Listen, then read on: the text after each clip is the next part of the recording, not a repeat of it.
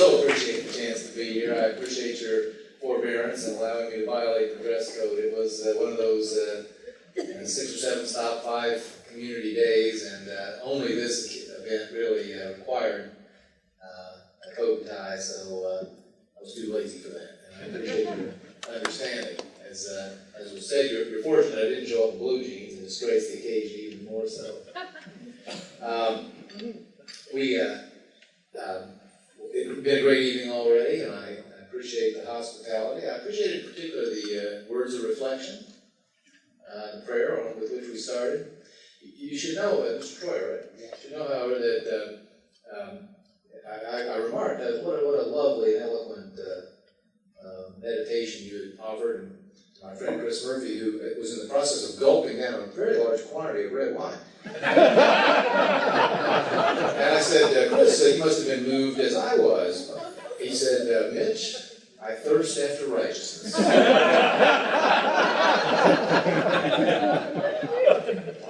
Wow. Delight. I made that up. I'm delighted to be here at the Summit Club, at the Summit, so to speak. I'm glad I told the table over here that at least I'm facing this way, because I won't be distracted. You will be by that beautiful view.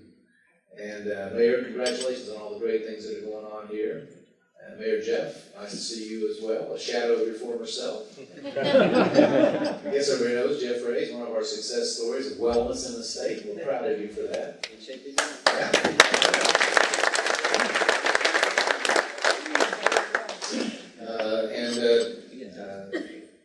This is one of those summits, really, one of the most prestigious fora that a person like me might get a chance to talk to. The two mayors will recall with fondness, as I do, His Honor Mayor Richard Daley, the original Richard Daley of Chicago, who on an occasion like this one said he felt he had reached the pinnacle of success.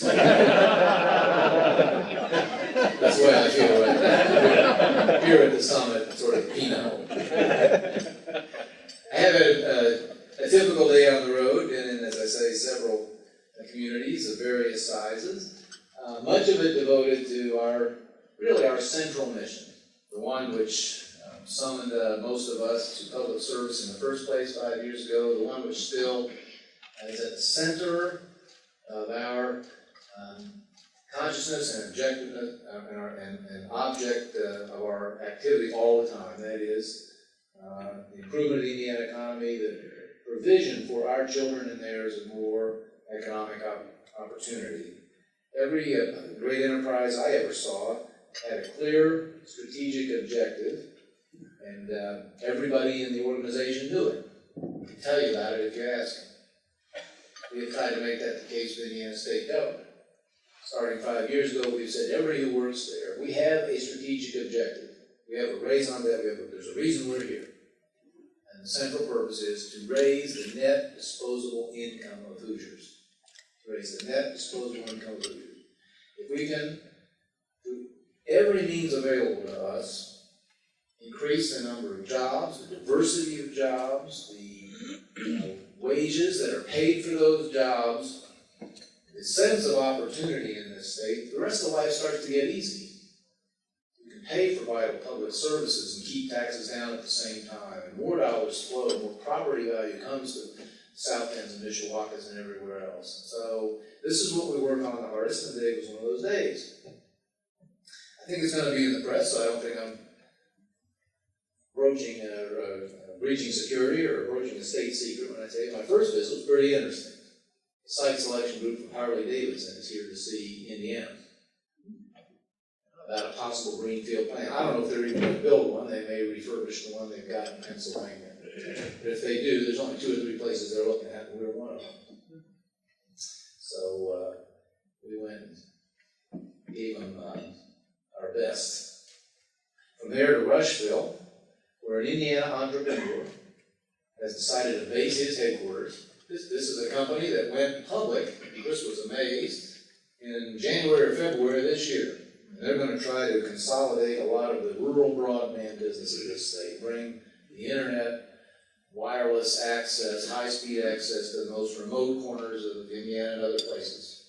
and make it, you'll have heard of omnicity in a few years, and nothing we value more.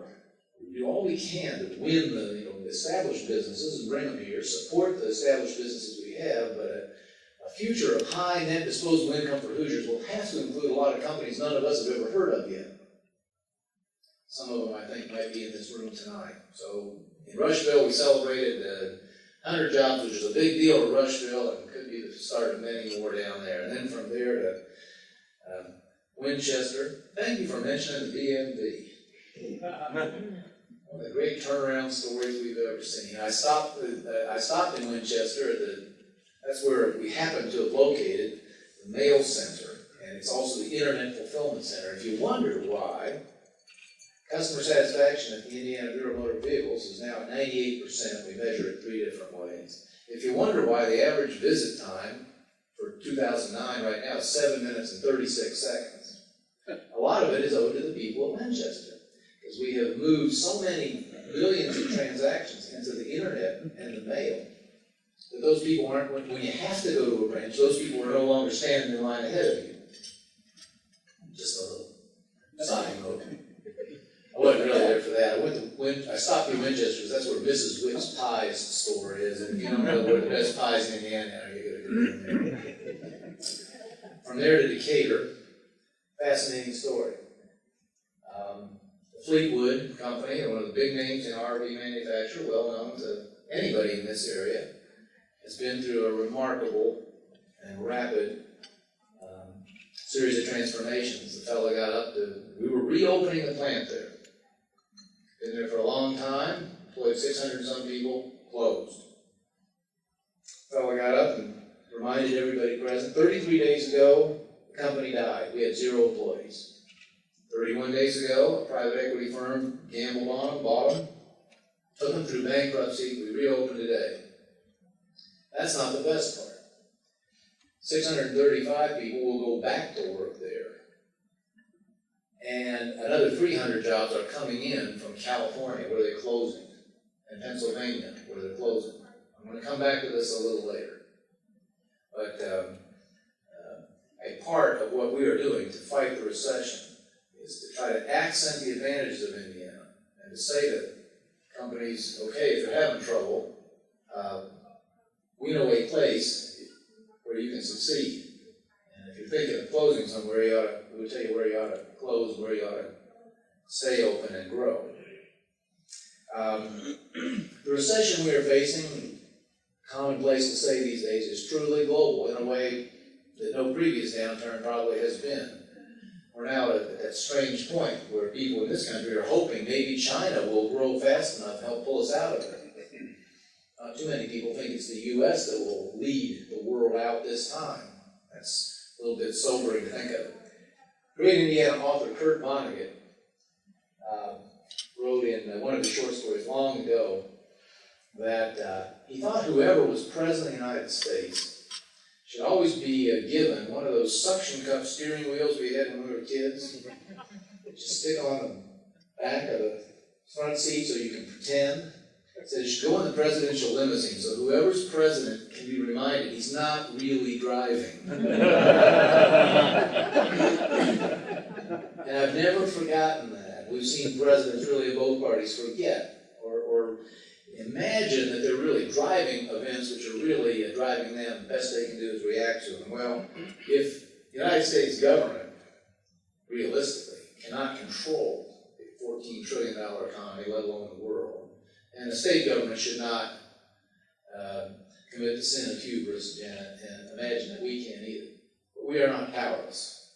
And I just thought we could talk a little tonight, and I'll take questions as soon as I can get to them, about those things that we believe public servants at the state level can do and should do, and the things we're trying to do as we make our way through this. Let me sum them up in 3 rough baskets.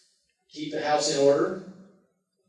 Stretch your lead, our competitive edges where we find them, and steal market share. I have seen over and over in my business days, in bad markets, the best companies find ways to make it through and come out stronger as they capture often market share from weaker competitors who just aren't up to the stresses and challenges. And I think states can think about it the same way. Now, let me just show you a few things. I guess everybody can everybody back there and over there see a screen somewhere? I'll try not to bore you. Henry Kissinger once said the thing he liked about becoming better known was when you bore people, they think it's their fault. Yeah. So I'm going to try not to bore you. I'm going to try to move quickly, but there's some facts here that I think a group like this might find interesting, and I hope I'm right. I said first, let's try to keep the house in order. The finances of state government are as much a symptom of the economic situation as they are a response to it. Obviously, in a severe downturn like this, revenues have gone down. We have to react to that. But as you know, we recently agreed with the legislature on a budget after a couple go-rounds. We said, here are some things that we thought were bottom lines. After this, we'd be flexible, and all these things were observed. No tax increases. We wanted to preserve at least $1 billion as a cushion against the uncertainty of not knowing how long or how deep this thing might go. No gimmickry. And so the budget that was passed did meet them. This may be the single, just as a citizen or a voting citizen, the single most important piece of data for you to take note of. This assumes a reasonable recovery. You'll see in 09, 10, and 11 growth in revenues off the actuals of fiscal 2009 in the middle. The thing that keeps me up at night is that even if this happens, we'll have less money, if you look at the right-hand bar, in 11 than we did in 07. Imagine running your business so that the top line 4 years later was down. This is a hard reality.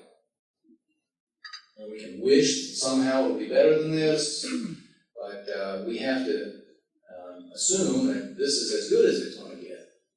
And that's not going to be easy not an easy reality to deal with. We've done about all we know how to do so far. We'll keep doing this. Restrained spending. The reason Indiana's in better shape than other places, not because we raised taxes, we didn't, because we restrained spending. Here's a little known fact. This is real after inflation, per capita, per person. State government spending, over the last 5 years, it has been brought down at a compound growth rate of 1.3. So in the aggregate, something like 7% less per person being spent. I can prove to you, and because we measure everything, that service quality has improved. BMV is just one visible example among hundreds. Indiana, in the course of that, has now moved to one of the 45th position, one of the, you would say, thriftiest states in America in terms of the way we run our public finance.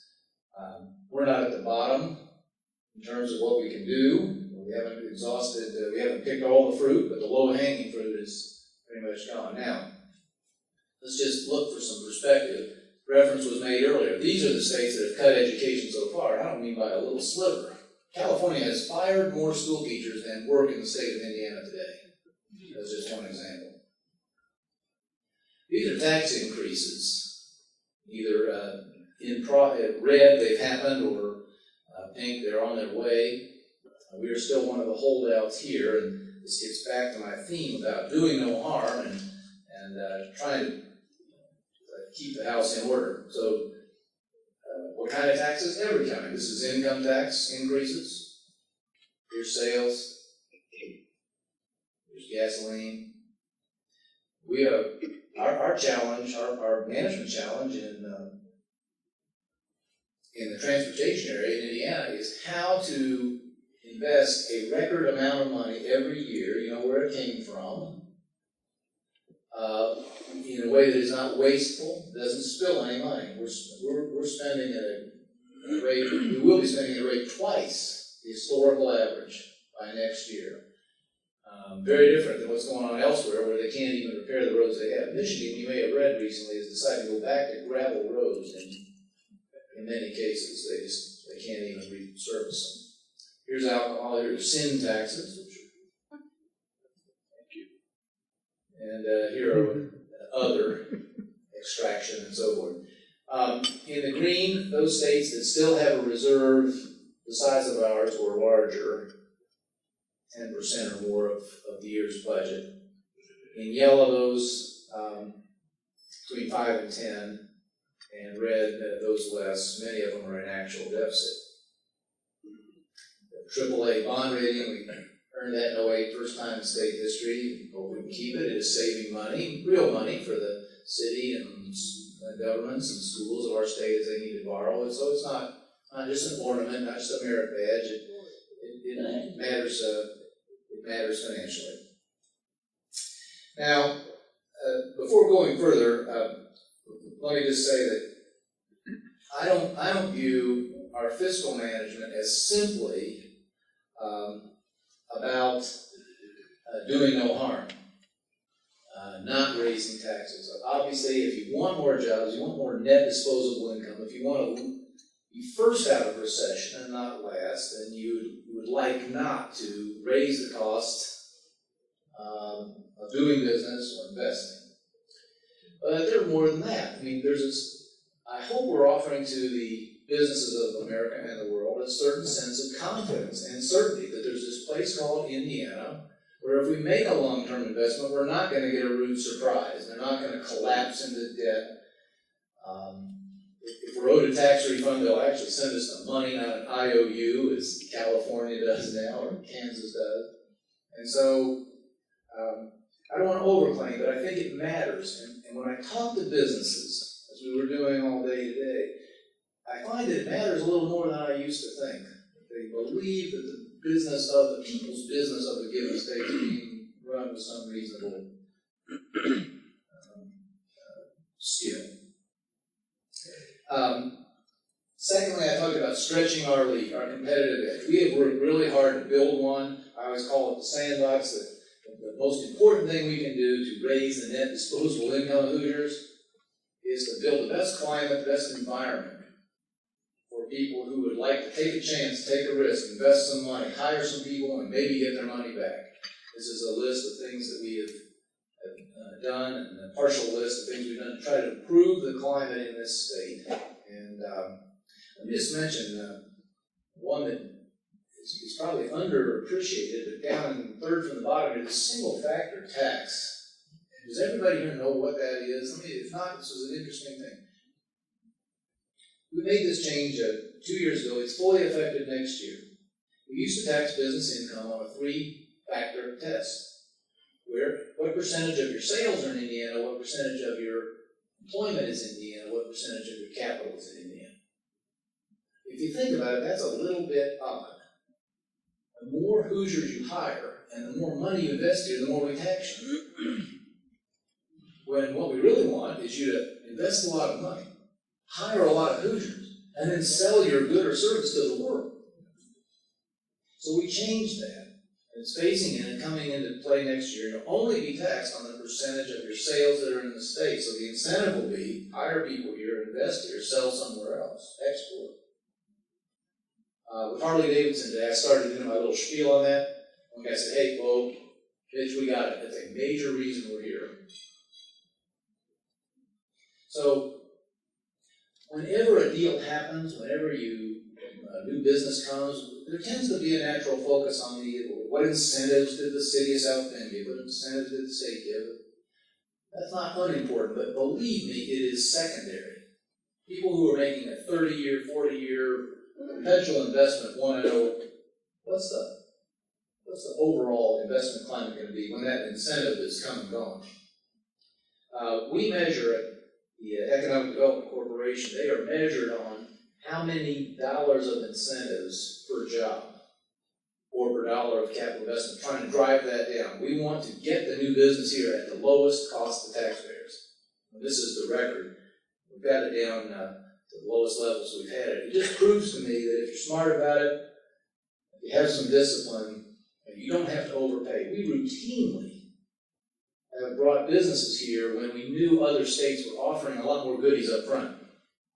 but they didn't have the sandbox that we've got. Here's the sandbox. I've got 1 million of these. I love maps these days. This is CNBC, top states for business. This is a chief executive survey. There's a pattern here. There's the Sun Belt and there's us. Best for cost of doing business, probably the most important thing. Got that down to 6 nationally. We weren't shy about telling Harley today, hey, Pennsylvania, it's 38. This is Site Selection Magazine, the journal of the people who advise businesses. This is one of those major businesses that does their own survey. This is low taxes. This is just, I sort of wedged this in here. I'm not even sure this means a lot, but it's just an interesting factoid to follow. The Census Bureau recently produced a quadrennial update of its data.